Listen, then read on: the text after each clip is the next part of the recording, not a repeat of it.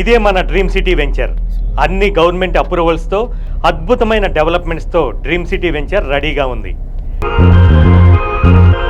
40 feet 30 feet CC రోడ్లు, underground drainage, electricity, avenue ప్లాంటేషన్తో park అద్భుతంగా రూపొందించబడింది.